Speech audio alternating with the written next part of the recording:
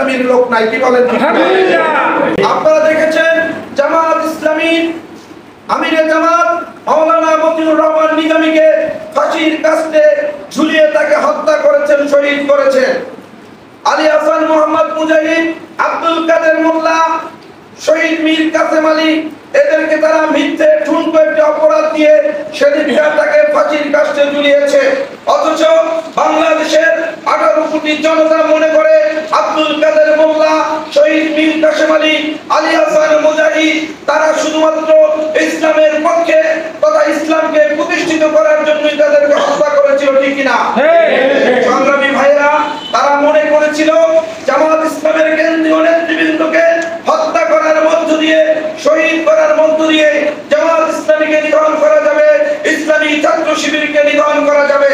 কিন্তু ওরা জানে না জামাত ইসলামী বাংলাদেশে ভেসে আসা কোনো কচুরিপানা নয় যে কোনো ফু দিয়ে জামাত ইসলামীকে নিধন করা যাবে।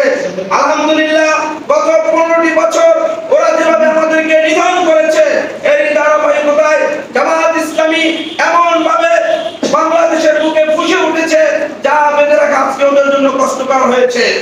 আপনারা জানেন নেতাগিরি আমরা জামাত ইসলামের একটা ছোট্ট দল বলে আমরা মনে করি। আমাদের এমন কোন নেতৃবৃন্দ নাই যাদেরকে গ্রেফতার করা হয়নি। আমাদের বর্তমান উপজেলা আমিরকে একটি ইফতার মাহফিল থেকে গ্রেফতার করে দীর্ঘদিন কারাগারে রেখেছিল। আমার বাবার সাথে সাবেক উপজেলা জামাতের আমির দীর্ঘ একাধিকবার তাকে জেলখানায় রাখা হয়েছিল। পৌর জামাতের সভাপতি আব্দুল বারেক বিশ্বাস, আমরা সবাই জানি, এবং সাদাসিধে মানুষ, তাকে দীর্ঘদিন কারাগারে রাখা হয়েছিল। আমার সঞ্চালক মাসুম বিল্লাহকে দীর্ঘদিন কারাগারে রাখা হয়েছিল। বলেন কি অপরাধ ছিল আমাদের?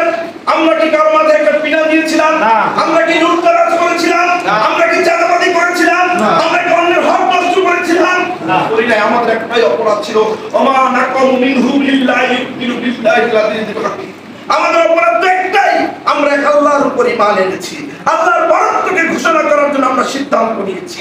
এই সিদ্ধান্তের জন্যই আমাদেরকে জেল জুলুমের শিকার হতে হয়েছে।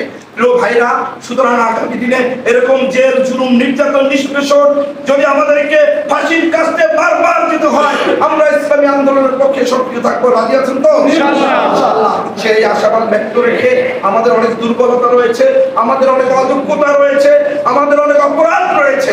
আপনারা ভাই হিসাবে আমাদের সেই অপরাধগুলো ক্ষমার দৃষ্টিতে রেখে আমাদেরকে সংশোধনী করার মধ্য দিয়ে আগামী দিনে ইসলামী হুকুমত কায়েমের সেই আন্দোলনে আমরা শক্তি রাখবো, এই আশাবাদ ব্যক্ত করে আমি আমার আলোচনা এখানে শেষ করছি। আসসালামু আলাইকুম ওয়া রাহমাতুল্লাহি ওয়া বারাকাতুহু।